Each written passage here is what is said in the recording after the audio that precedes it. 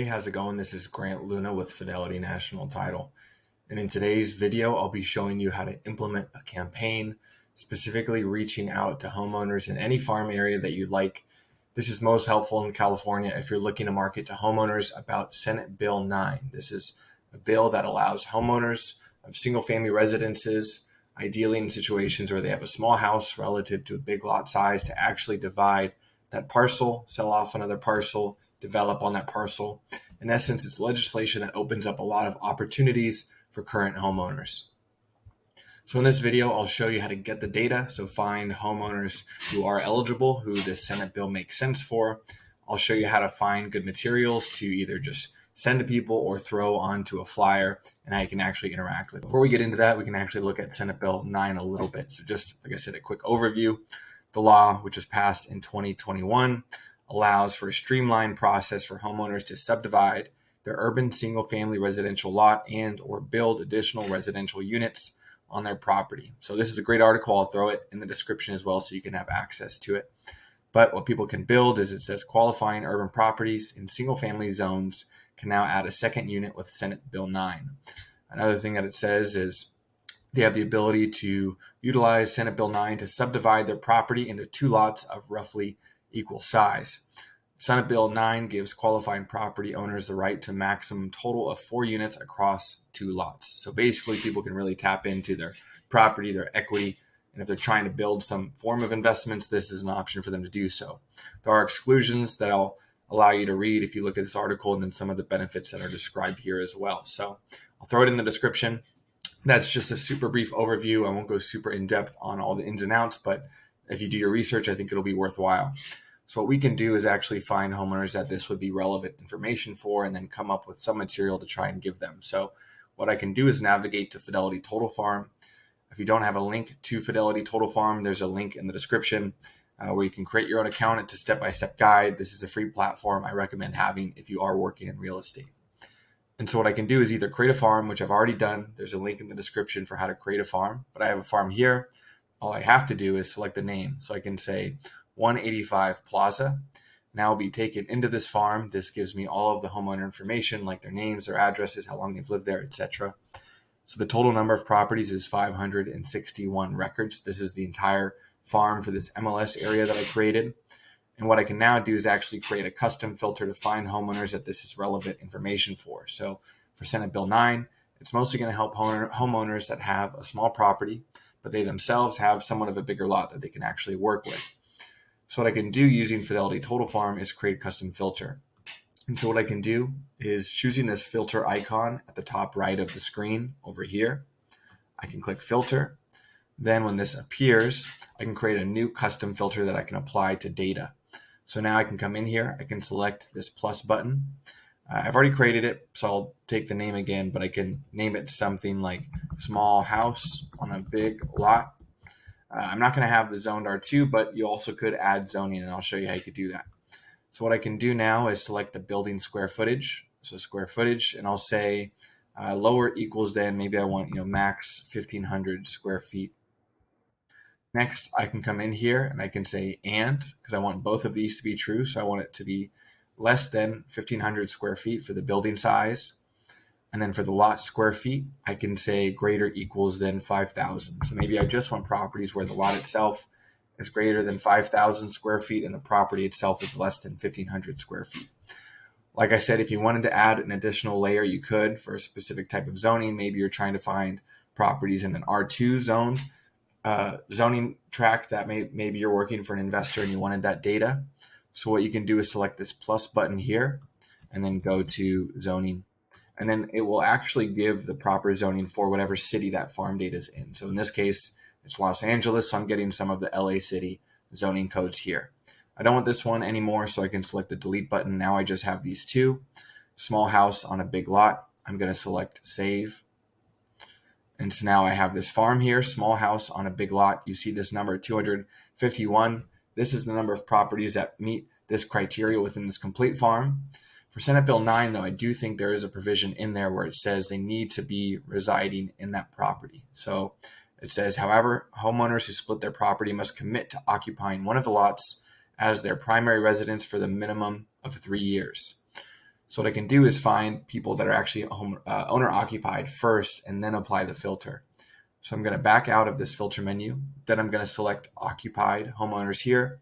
So now this is a list of homeowners that are owner occupied. They themselves live in the property. So this is 396 properties. So now if I go back to this filter icon at the top right of the screen, I have this still small house on a big lot. You see this number is actually smaller now because it's already filtered it for owner occupied properties. So now this is a smaller subset that we're working with. And now we can apply another filter for this small house on a big lot. So I can click this checkbox. I can select apply filter. And now this number has gone down even more, 171 records. So it's a smaller number to work with, which in some cases can be good, especially if you're door knocking, but this is also just going to make you more efficient. You're not going to spend your time sending materials to people that is not worthwhile for them to know. Maybe they're not eligible, maybe they're non-owner occupied, whatever it may be. So now you have this data, you can work with it. What's nice is you could actually create another farm out of this. That way, let's say maybe you're using the mobile version of Fidelity Total Farm and you're going to be door knocking and you just want to hit these doors. You don't want to have to filter through the other data. I can create a farm now just from this farm here. So this would be owner occupied properties that have a small house on a big lot. So I can select the share button up at the top right of the screen. I can select create, append to farm from current filter. I'm going to name this Plaza Senate Bill 9 eligible homeowners. Now I can select create, append farm. This farm will be created for me. And now it likely will take me to this new farm. So now this farm has been created. It asks me to go to farm, which I can do. And now I have this farm, which is just 171 records of homeowners that have a small property on a big lot. So you can actually see that in the data here. So if you see square footage, you can scroll over as well and see the lot square footage just to verify. So in this case, it's blurred out just to protect the privacy. But this lot square footage here is 6,801 in this third row, and the property itself is 1,100. So small house, big lot, also owner occupied. So that's what I can work with. So the next step might be actually coming up with some materials to share for people. Like always, I recommend using something like Canva. This is also free to create. It's not specifically a Fidelity product, but just something that we recommend that you have as a realtor. And so in theory, what you could always do is come in here, and I just searched newsletter in templates. And so now I have all of these newsletter templates that I can work with. And so in theory now what I can do is come in here and select any one of these. I'm not going to flesh it out completely. I'll just show you how one could do that. I'd be happy to help you in the future if you're looking for ways to improve in Command. But what I can do is name this whatever I want. So I could say like real estate update if I wanted to, or make it your name. I can say Senate Bill 9 information. Expand this, and that's the nice thing about Canva, very easy to work with.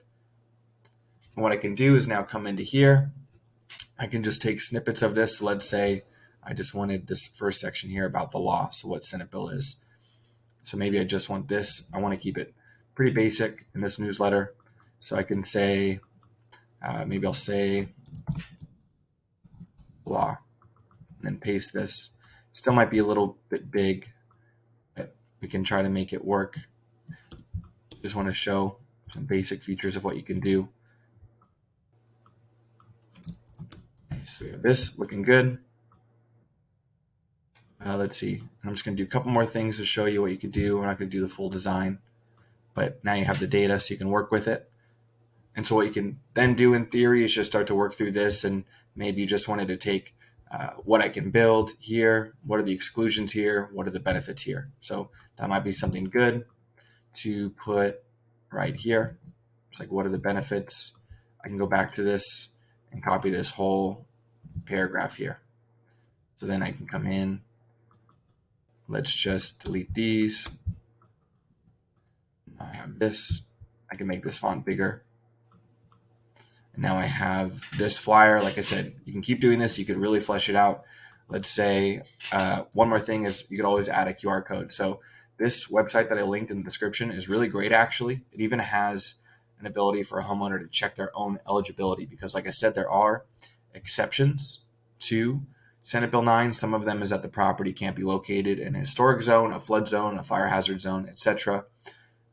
Proposed Senate Bill 9 projects cannot require the alteration or demolition of any rent-controlled or moderate, low, or very low-income housing, etc. And so what homeowners can actually do is check their eligibility on this website. So If they click the button, they get taken here. All they have to do is put in an address, search for it. It's going to find it on the map, and then it's going to tell them here at the bottom right what the eligibility is. So it's got a green. All of these are checked saying, hey, this is matched. It's actually Senate Bill 9 eligible. So this is something you can have homeowners check for themselves. Maybe a good idea to check beforehand if you're going to be reaching out to a whole area. And so what I can actually do is get this link. So I can copy it up here.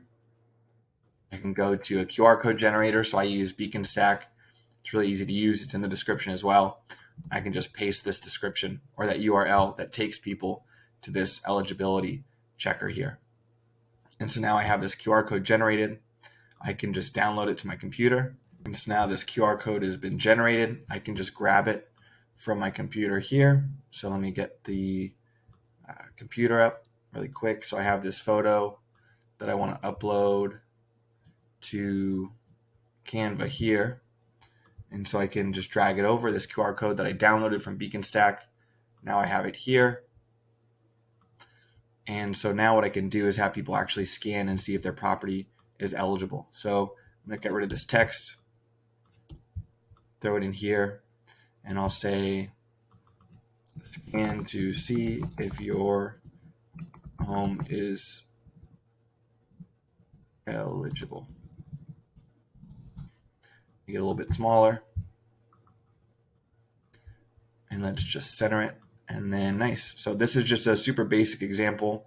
Like I said, I'm not going to do the whole thing. You could throw an image here of a house, whatever you want. If you did want more help, let me know. And like I said, this is a good way just to get some basic materials now for Senate Bill 9. All of these are in the description. If any of this was confusing and you have more questions, feel free to throw a comment in the description in the comments below, and I'd be happy to hop in, answer anything that you do have. So I just show you a sample of what it would look like if you did move forward with taking that content from the website and throwing it on a flyer. And I do recommend just maybe linking it down here as well so people could go to that flyer or that website and see the full thing. But so I put the text up here, the top left, top right as well. I threw in the exclusions. That QR code, like I said, goes to that website where people can see if they're eligible. I threw together, or I put my contact information at the bottom right. I threw in a headshot as well and just changed the photo. Really easy to do. I just got a photo online somewhere. Then I just dragged it into Canva over here. And then I just basically plopped it in right there. It'll automatically format it for you. So this will be in the description if you wanted to take a look at it and see a sample and start to work on it yourself.